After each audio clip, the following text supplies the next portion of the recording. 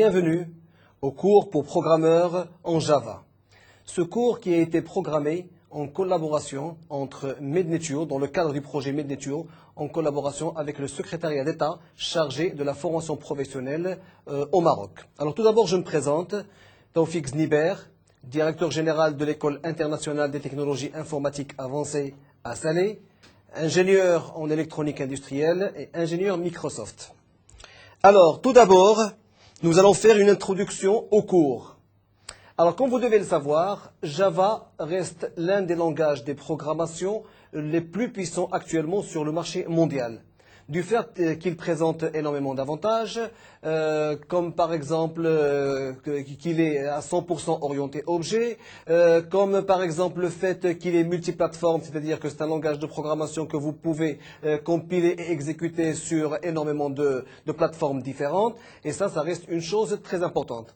Alors, durant ce cours, on va voir plusieurs choses dont est composé ce programme-là, et tout de suite, sans plus tarder, nous allons voir un petit peu les chapitres qui vont constituer ce cours. Alors, tout à fait au début, nous allons voir qu'est-ce que c'est que le langage Java. Alors, tout de suite après, comme deuxième chapitre, nous allons voir la programmation objet.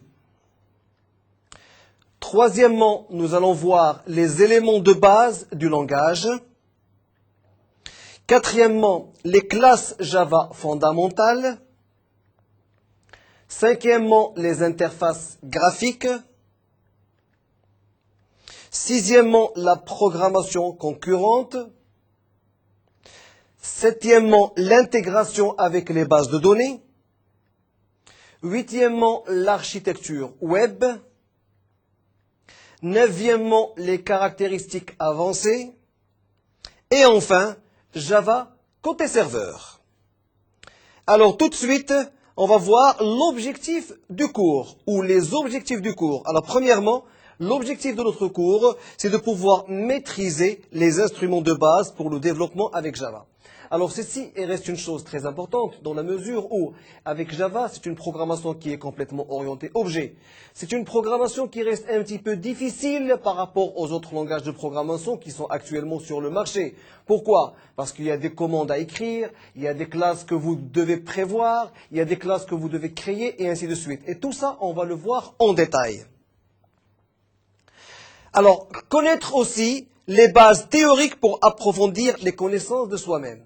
Alors maintenant, à ce stade-là, il faut absolument, pour pouvoir être un très bon programmeur au niveau Java, savoir énormément de choses théoriques qui vont vous aider, bien sûr, au niveau de la préparation de votre programme. Et ça aussi, on va le voir beaucoup plus en détail. Alors, chapitre 1, qu'est-ce que c'est que Java ? Alors, en principe, le chapitre 1 sera divisé en 3 modules, dont on va voir le premier. Alors, menu du premier module, Java par rapport à d'autres langages. Alors, tout d'abord, vers la fin de 1995, Java surgit sur la grande scène d'Internet et obtint immédiatement un très grand succès. Pourquoi Java a obtenu ce succès-là? Parce que Java, c'est un langage de programmation qui peut travailler sur plusieurs plateformes. Lorsque je dis plusieurs plateformes, c'est-à-dire qu'il peut tourner sous plusieurs systèmes d'exploitation, à savoir Windows, Unix, Linux, Solaris, OS2 et ainsi de suite. Et maintenant, du fait que Internet est devenu incontournable à travers tout le monde, alors Java reste le langage de programmation qui est le plus utilisé et bien sûr qui supporte ces plateformes-là. Alors, Java a été créé en 1991. On va voir un petit peu l'historique de Java. Il a été créé en 1991 par Sun, mais il a été créé accidentellement. Parce que Sun voulait créer un petit programme qui pouvait tourner sur des plateformes différentes pour pouvoir, bien sûr, contrôler des boîtes de commutation de télévision. Alors maintenant, ils ont tout de suite pensé que, à travers tout le monde, les gens avaient besoin de programmer ces boîtes de commutation. Alors pour pouvoir programmer, ils devaient concevoir un programme qui pouvait bien sûr tourner sur plusieurs plateformes différentes. Alors, ils ont commencé cette programmation-là, et là, c'est là où ils ont eu l'idée de travailler avec un langage de programmation qui allait leur permettre de tourner sur, bien sûr, plusieurs systèmes d'exploitation, à savoir Windows, Solaris, Unix, Linux, OS pour Macintosh, et ainsi de suite. Et ils ont commencé à développer ça. Alors maintenant, moralité de la chose, pour pouvoir faire développer un programme sur plusieurs plateformes différentes, il faut absolument créer ce qu'on appelle une machine virtuelle. C'est-à-dire que le code, pour qu'il soit exploitable au niveau de tous les systèmes d'exploitation, il faut bien sûr qu'il y ait une indépendance du système mère, c'est-à-dire qu'il y ait une indépendance du matériel, du microprocesseur. C'est-à-dire que lors de la compilation, on ne doit pas avoir besoin du processeur ou bien sûr de la mémoire. C'est une machine virtuelle qui allait faire semblant, bien sûr, de compiler correctement le programme, mais sans pouvoir l'exécuter. Alors bien sûr, cette compilation, elle nous crée ce qu'on appelle un code bytes. Et ce code byte, c'est un code qui est bien sûr normalisé et qui peut être exécuté sur plusieurs plateformes, voire plusieurs systèmes d'exploitation. Alors l'avantage maintenant, c'est que, indépendamment du système d'exploitation, vous pouvez avoir le même programme, le lancer sur n'importe quelle plateforme, et automatiquement vous allez recevoir l'exécution de ce programme-là. Alors maintenant, effectivement, le code bytes, si vous voulez, le bytecode, c'est un code qui reste universel. Et c'est un code qui reste bien sûr exploitable par tous les systèmes d'exploitation, voire même par tous les microprocesseurs.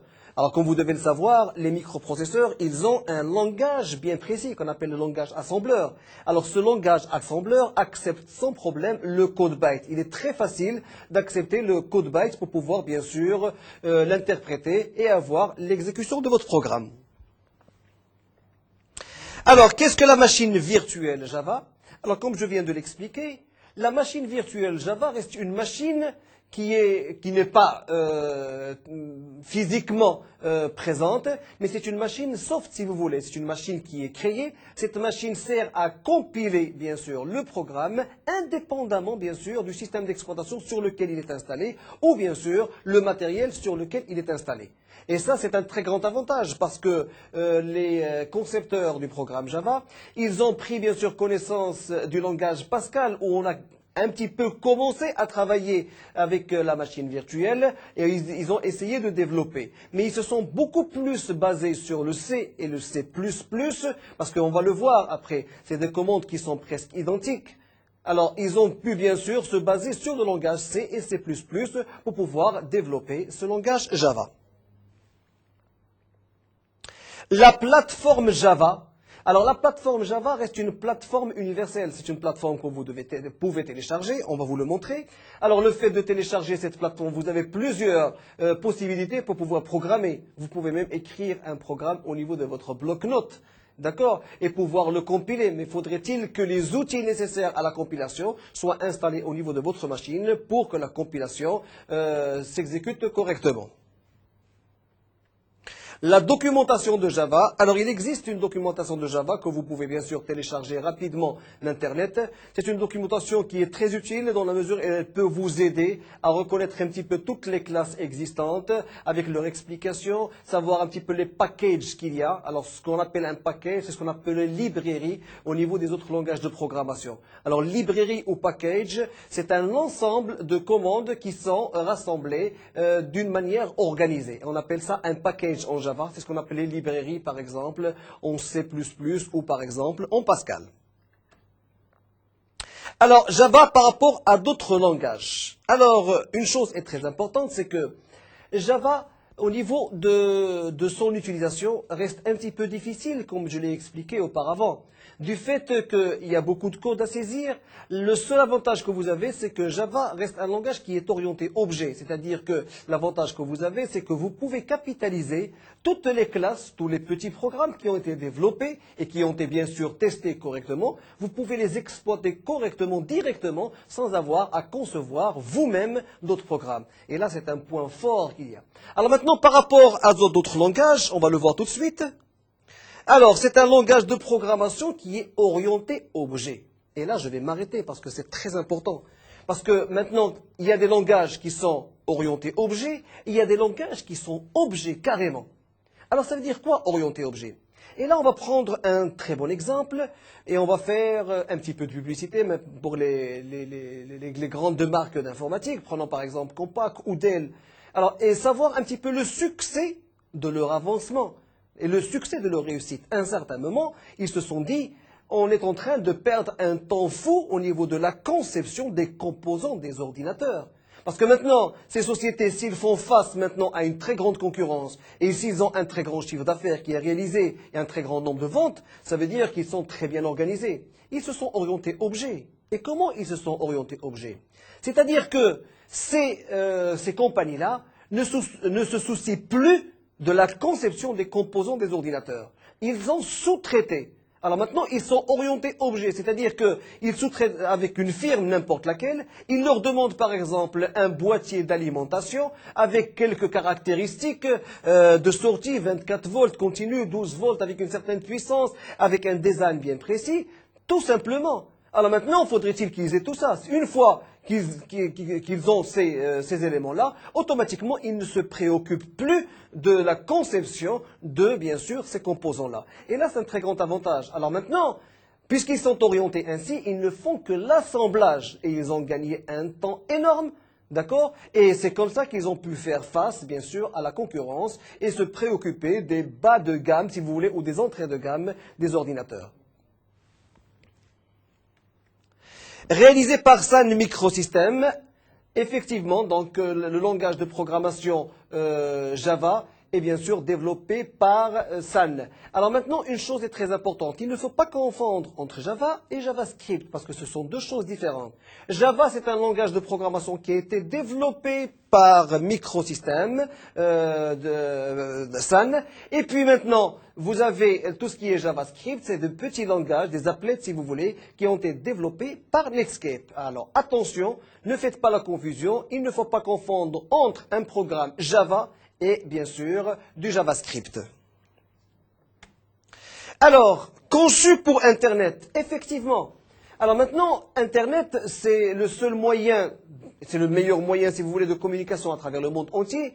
Mais malheureusement, il n'y a pas une normalisation au niveau des plateformes. C'est-à-dire qu'il y a des gens qui utilisent Internet sur une plateforme Windows, il y a d'autres personnes qui utilisent Internet sur plateforme Unix ou Linux ou Macintosh et ainsi de suite.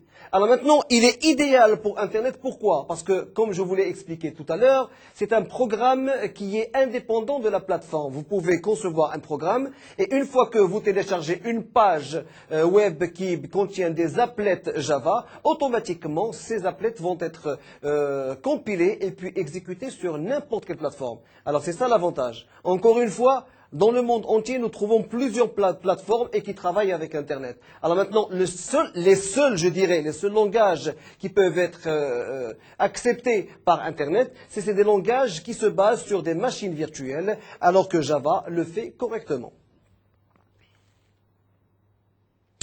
Alors Java, fils de C++, effectivement, comme je vous l'ai expliqué tout à l'heure, les concepteurs du système Java, de langage de programmation Java, ils ont pris tout à fait référence au langage de programmation Pascal.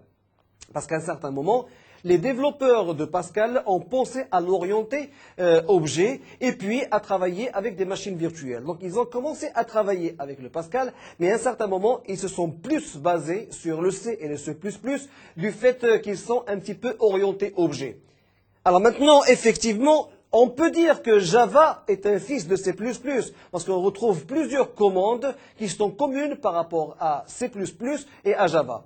Et les concepteurs, bien sûr, de Java se sont basés sur les travaux de C++ pour pouvoir avancer sur Java. Alors maintenant, les gens ou les utilisateurs qui utilisent C++ n'auront pas beaucoup de problèmes pour pouvoir utiliser le Java.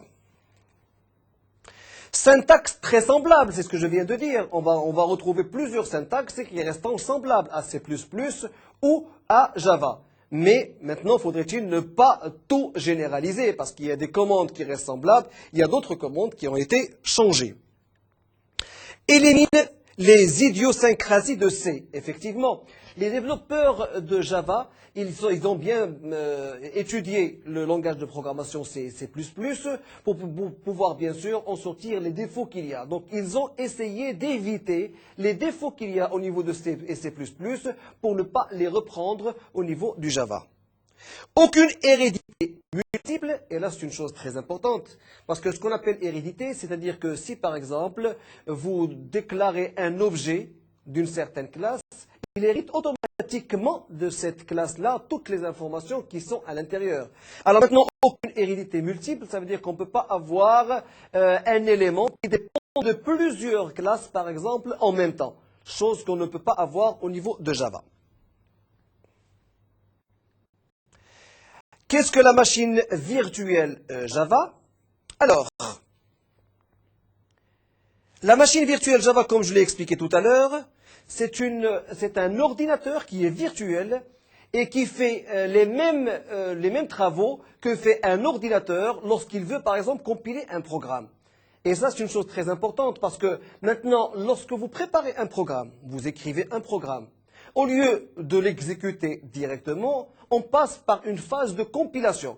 La compilation va être faite par la machine Java, parce qu'il y a une machine virtuelle Java qui appartient au langage de programmation Java. Donc c'est elle-même qui va compiler, bien sûr, le programme et nous donnera, bien sûr, un fichier qu'on appellera fichier.java et ce fichier qui sera exécuté sur n'importe quelle plateforme. Alors maintenant, au lieu de passer du langage de programmation vers l'exécution directement, on passera d'abord par une compilation, mais pas n'importe quelle compilation, une compilation par la Java Virtual Machine de, bien sûr, Sun. Et ça, c'est une chose très importante. Encore une fois, c'est des programmes qui vont être utilisables sur n'importe quelle plateforme.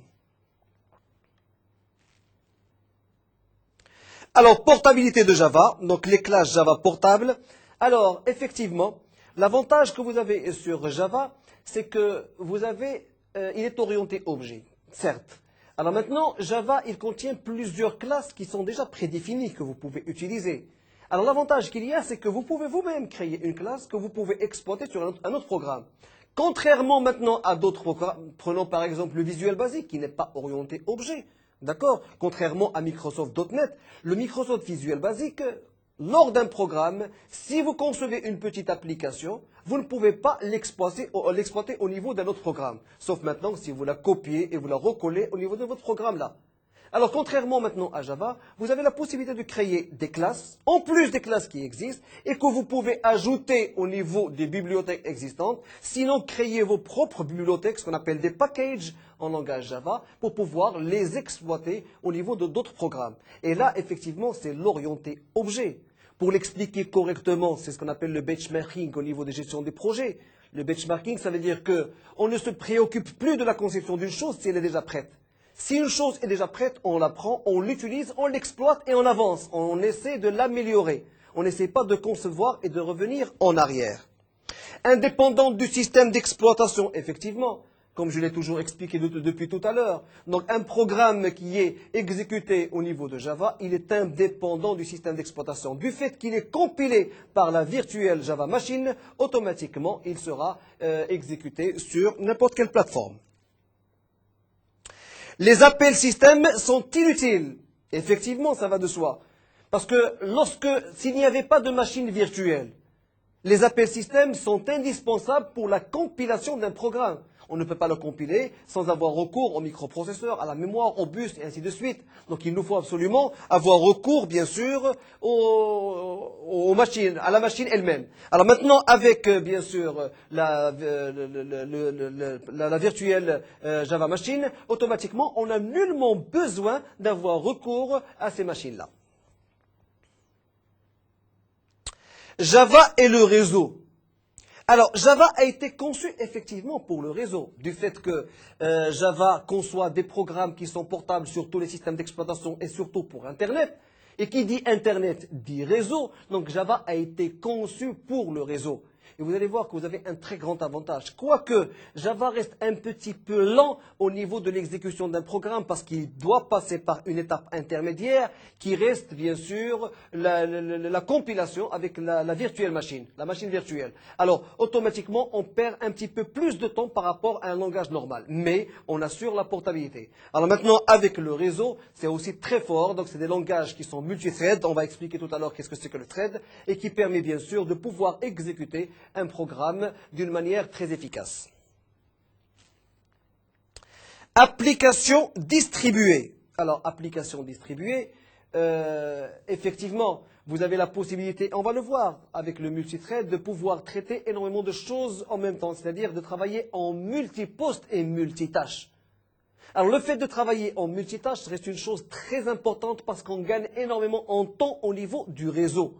Parce qu'au niveau du réseau local, si on ne gagne pas en temps, ça veut dire qu'on va avoir un téléchargement qui est très lourd et on risque bien sûr de perdre quelques informations, sinon de fermer carrément la fenêtre que vous allez ouvrir. Décharger et exécuter les classes.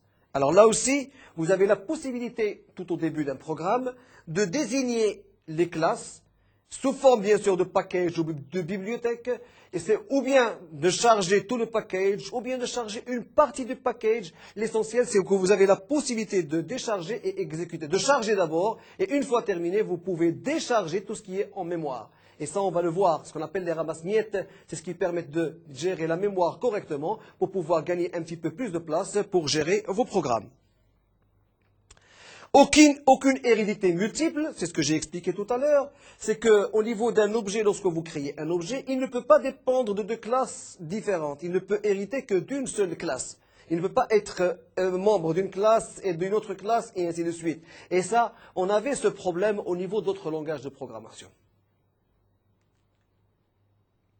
La plateforme Java. Alors, la plateforme Java, vous avez plusieurs choix au niveau des plateformes Java.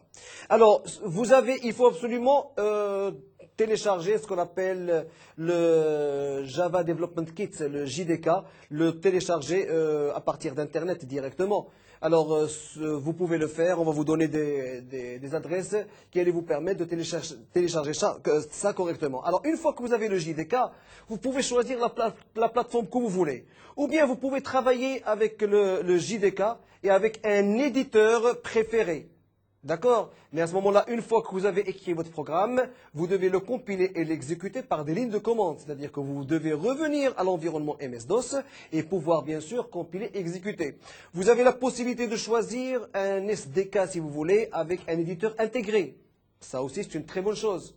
Comme vous avez la possibilité d'avoir toute une plateforme intégrée ou un environnement complètement intégré, comme ce qu'on appelle Ford Community Edition.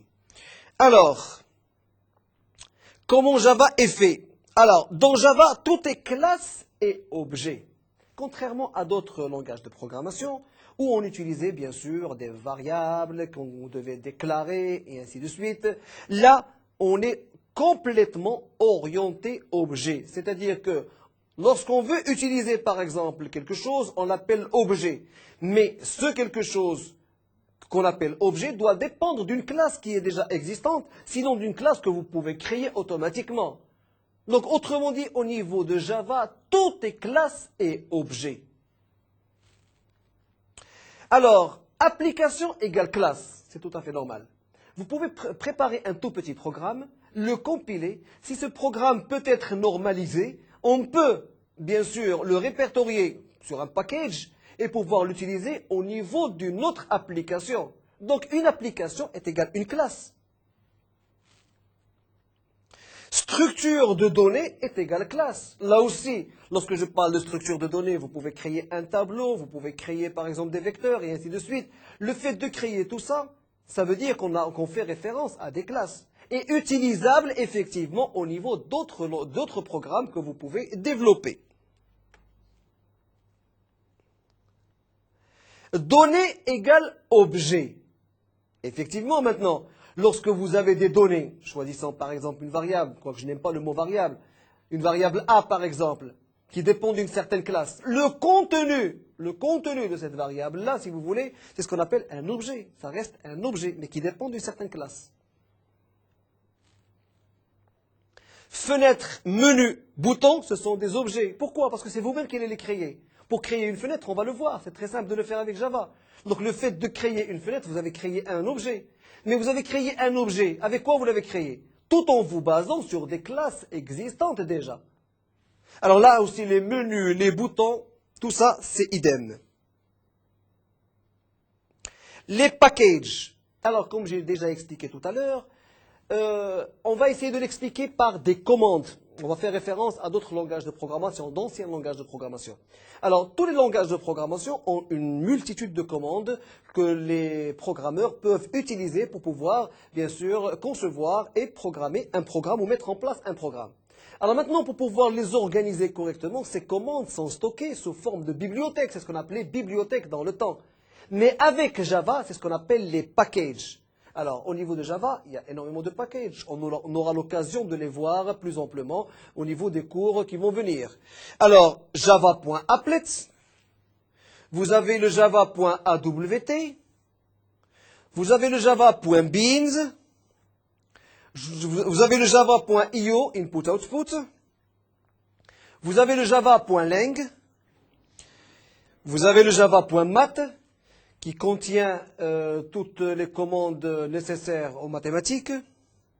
Vous avez le java.net, vous avez le java.rmi, le java.security, le java.sql, le java.text, le java.util, le java.accessibility, et enfin, le java.swing. Alors maintenant, ce ne sont pas les seuls packages qui existent, parce que vous pouvez vous-même créer vos propres packages. Et ça, on va le voir beaucoup plus ultérieurement, comment on fait pour créer nos propres packages. Et bien sûr, au niveau de ces packages, on ajoute toutes les classes que vous créez, que vous pouvez créer. Alors maintenant, pour rendre ces classes publiques, c'est-à-dire que si n'importe qui puisse utiliser par exemple les classes que vous avez, à ce moment-là, il faut les envoyer chez Sun pour être testés et pour les mettre au niveau des packages réels de Java. La documentation de Java. Alors la documentation de Java, c'est une documentation que vous pouvez bien sûr télécharger sur Internet. Il y a plusieurs bien sûr éditions de cette documentation. C'est une documentation qui reste très utile dans la mesure où elle vous donne des explications concernant les packages, concernant les classes existantes, ainsi que des explications sur les méthodes des classes et ainsi de suite. Alors Javadoc est le standard pour la documentation de Java. Et là, vous pouvez bien sûr le télécharger facilement sur Internet. C'est une documentation en HTML, donc c'est une documentation qui sera ouverte bien sûr sur un navigateur web et qui vous facilitera la tâche. L'avantage dans tout ça, c'est que c'est une documentation qui peut être ouverte sur n'importe quelle plateforme, encore une fois. Et ça, c'est très important. Alors, bien sûr, une fois installée votre documentation, vous allez la retrouver au niveau du répertoire C:/JDK 1.3.1. Donc, c'est la version, ça peut être 1.4.1, 1.4.2, ce que vous voulez, mais c'est la version /docs /index.html. Alors, une fois que vous avez lancé bien sûr votre documentation, vous allez voir apparaître une fenêtre qui allait s'ouvrir, une fenêtre qui est bien organisée, qui est divisée en 3 petites fenêtres. Une fenêtre où vous allez retrouver, ou ce qu'on appelle en langage internet si vous voulez des frames, une frame où vous allez trouver les classes que vous voulez. Pour l'instant c'est désigné all classes, toutes les classes. Alors, vous allez les retrouver ici beaucoup plus en détail, donc vous pouvez cliquer sur une classe bien précise pour retrouver, bien sûr, l'intérieur ou bien ce qu'on appelle les méthodes de classe, avec les explications. Si vous choisissez par exemple la classe classe, vous allez obtenir ici l'explication de cette classe-là. Alors là, vous avez, comme je l'ai déjà expliqué, ce qu'on appelle l'indice des packages, c'est-à-dire les numéros de package si vous voulez, ainsi que la liste des packages. Alors, lorsque je dis indice, c'est parce qu'il y a des versions. Alors, chaque version, bien sûr, elle est enrichie par de nouveaux packages ou des changements au niveau des autres packages. Vous avez les indices de classe, Alors tout à fait, oh, on a parlé d'indice de package, mais là on parle d'indice des classes. Alors l'indice des classes, vous avez des classes bien sûr qui sont triées par ordre alphabétique. Vous pouvez choisir la classe que vous voulez pour en avoir des explications. Alors maintenant vous pouvez avoir l'explication d'une classe, comme vous pouvez avoir l'explication d'une méthode et ainsi de suite. Et tout à fait au milieu, bien sûr, vous avez le texte de la documentation, c'est-à-dire l'explication, bien sûr. Par exemple, si je prends la classe Object, d'accord, qui se trouve au niveau du package java.lang, alors automatiquement, vous allez retrouver des explications sur la classe Object. Et ça, c'est très important pour les gens maintenant qui ont besoin de savoir telle ou telle classe, comment les utiliser et à quoi elles servent. Automatiquement, au niveau de la documentation, vous pouvez avoir toutes les informations nécessaires.